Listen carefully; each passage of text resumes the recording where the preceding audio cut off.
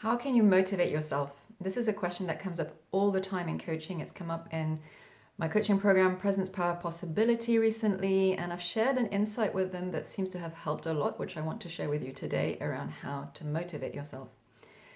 It can happen, it can be pretty obvious that your motivation is not working.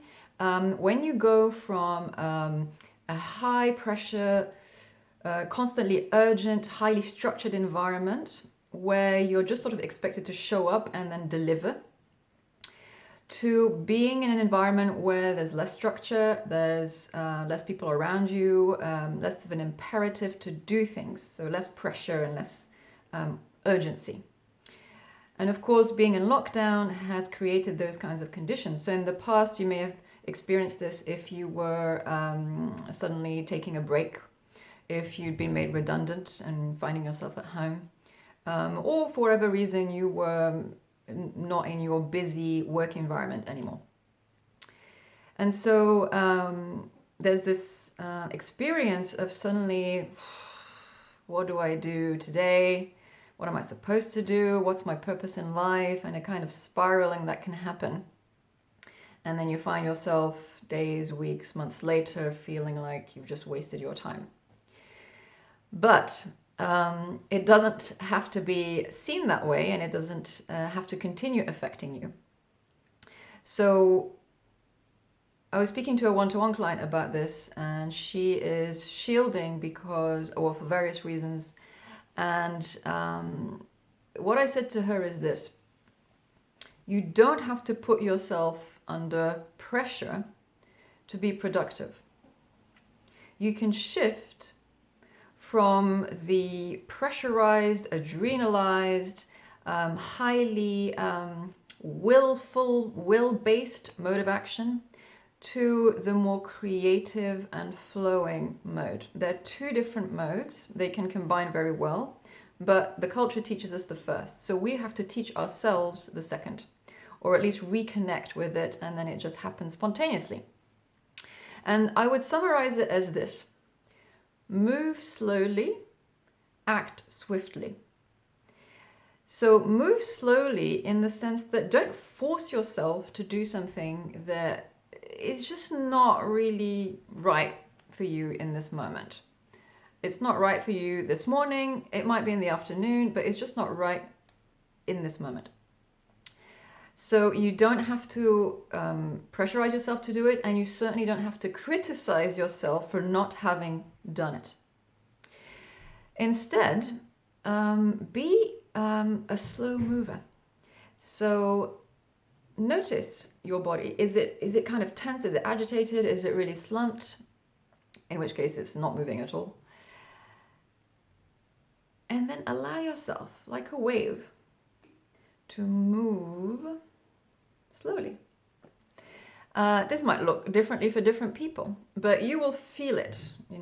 You will feel whether you're moving slowly like a wave, or whether there's a sense of chaos and fragmentation. So move slowly, take it easy. What happens then is that your body and your mind start to relax, your system, your physiology calms down, and there's less criticism, there's more of a sense of well-being, and that's when you can have an insight or a brilliant creative idea. That's why you have your best ideas when you're on holiday, in the shower, or when you're doing something different and suddenly the answer comes to you. So you're reproducing that aha moment by moving slowly. Now, when the insight or the idea comes, then act swiftly. So do something, even if it's a small thing, to act on that idea or insight. So if it's putting it in your diary, if it's making a note, if it's changing something in your environment so that it galvanizes you naturally, or it makes it easier for you to take that action. In Japanese psychology, one of the two key principles, I'm told, is to make the good things easy and the bad things hard. So you're making small shifts in your environment, you're taking quick actions and changing something to allow that unfolding of action to occur. So, for example, with my client, I spoke with recently, she wanted to play the violin, but she hadn't taken it out of her box. And so I suggested, well, just put the bow on your keyboard. So that the next time you come and set your computer, you're reminded immediately, and you don't do anything on your computer until you've played the violin. And that worked for her.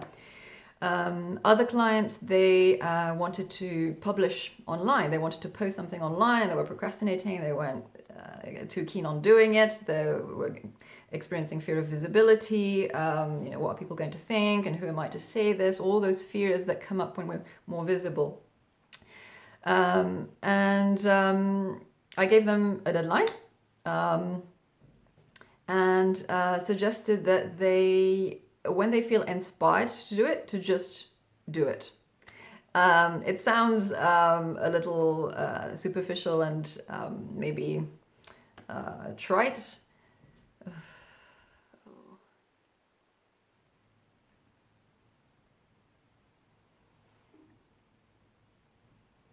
Did I give them a deadline? I didn't give them a deadline.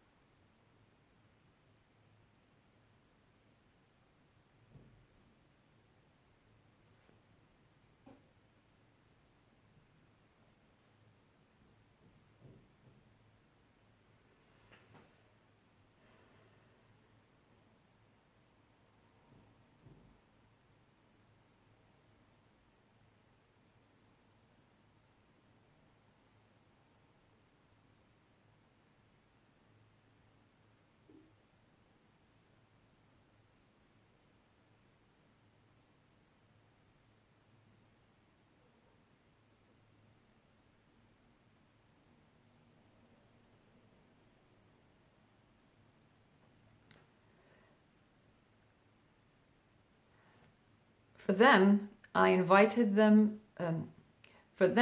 I invited them to start drafting the post that they wanted to publish during our session together. So they already had something to go, and it was just a matter of waiting for that little inspiration to then post. And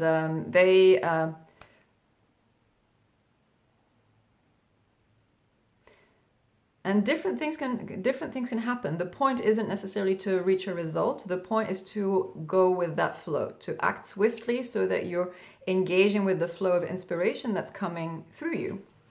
So for one, it was just nice to be able to connect with new people, to see the engagement that it created and start to create a bit of a community around her message. For another client, she actually ended up creating new business in her consultancy. And it can differ from one person to another. The point is to create conditions for inspiration, so moving slowly, and then acting swiftly to be in that flow.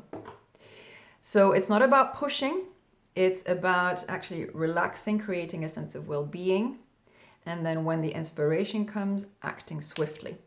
It's very important to act swiftly because it will stop your ego mind, your inner critic, to come in and scupper the effort and scupper the process. There's an artist called Agnes Martin, who was one of the most celebrated artists of the last century. She was awarded the American National Medal of the Arts and did some amazing, very calming, soothing, abstract art. And her process, she painted and created art until she died at the age of 88, I believe. And she did it every day. She sat in her studio and just sat calmly and quietly in almost a state of meditation or contemplation, and only acted if an inspiration came. For her, inspiration was an image. She saw the image of the finished painting. And once she received the image, she just got up and she started working and creating that painting. Now, I'm not saying you have to sit all day and just meditate. You can create your own version. So I'm calling it move slowly. So don't push yourself, don't force yourself, don't create tension. On the contrary, allow a slow flow. No, not just sitting on a couch, not pushing yourself, moving slowly. You can garden, you can look after your plants, You can cook something, you can read, you can look after your children, you can do whatever you want, but with this quality of slow flow rather than tension. Of course, it's easier said than done and it takes practice, but I believe you can do it. So I hope that was helpful, and wishing you a peaceful, calm, productive, and safe day, and I will see you soon. Bye-bye.